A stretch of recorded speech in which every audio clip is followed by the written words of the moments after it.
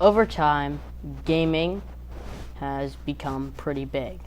It started off with just a small thing, but has evolved to very high quality graphics that no one could have even imagined back then. Over time, it has certainly evolved, and now we're coming to an age where you can speak to people on the other end, like phone call. This thing is called Voice over Internet Protocol, also known as VoIP. And Voice over Internet Protocol is exactly what your phones use. It records your voice and plays it back in real time to whoever you're talking to on the other end. And that's where ping comes in, if you've ever seen that on TVs or in microphones or any type of cable. Ping is how long it takes for that information to be relayed back on you. For example, you have a computer typing. Ping is how long it takes for that click on your keyboard to go to your computer and then from back through that to your display. That's the total amount of ping you have from the initial response to when your computer reacts to when you can actually see the reaction. And the same thing can be applied to Voice over Internet Protocol. You can do the same thing with video, which is how FaceTime works.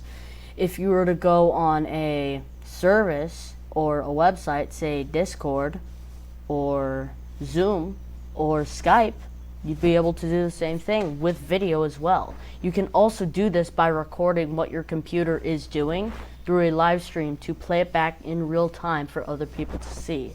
Now the ping may change based on what computer you're using, but it's relatively the same. And through the introduction of Voice over Internet Protocol, gaming has increased a lot. The first game to actually have in-game voice chat was a game called Alien Front Online. Back in 1999, and this game was invented that included a mic, not a headset. Nowadays, headsets are used in gaming. A headset is headphones and a microphone. It can be wireless or wired. It does not matter. What defines something as a headset, that it has the headphone and the mic all built in. Now going back to the mic and headphone, you had to get headphones for the game, or you just use speakers that you probably have on your TV or display at the time, which is standard. You go to get a display, you have it there. Now, Alien Front Online was the first thing to use ARPANET, which was used at the time for talking to people, to put it in a game and actually implement it. Back then, this thing was huge. You never had this at all. Since then, after ARPANET was discontinued in 1999, Voice over Internet Protocol was introduced later on, and now that's what all games use. Even your phone uses Voice over Internet Protocol, and some mobile games like Call of Duty Mobile can use Voice over Internet Protocol. Xbox soon followed suit after the introduction of VoIP with its Xbox Live service, which allowed users to go on a mic and talk to each other through parties and personal call. Later on, this came to be part of another subscription that was part of it called Game Pass Ultimate that gave you discounts on games. So there was another reason to get Xbox Live. Now it's called Xbox Live Gold, and it costs $10 per month and comes with a Game Pass Ultimate subscription that can give you up to 60% off on some games, and a few games you could get for $60 without the subscription. Now you can get for $10 with the subscription. Gaming is definitely a growing business, and it's trending towards being online.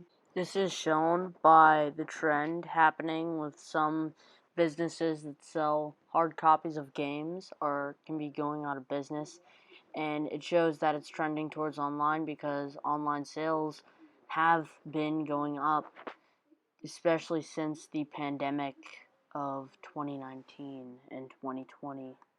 There's also been a report on a few friends who actually met entirely online.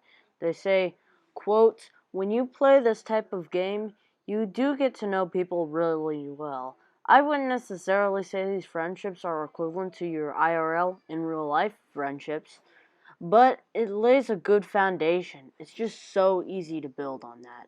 So, in conclusion, gaming plays a huge role in modern society. According to Gamerant.com, quote, "It was found in a previous study that gaming was much more than simply a niche hobby, with results finding that the majority of all households in the United States contained a game console and that 75% of all households including at least one gamer." Here are the credits because I am legally obliged to show my work for this and to give credit to those who helped me do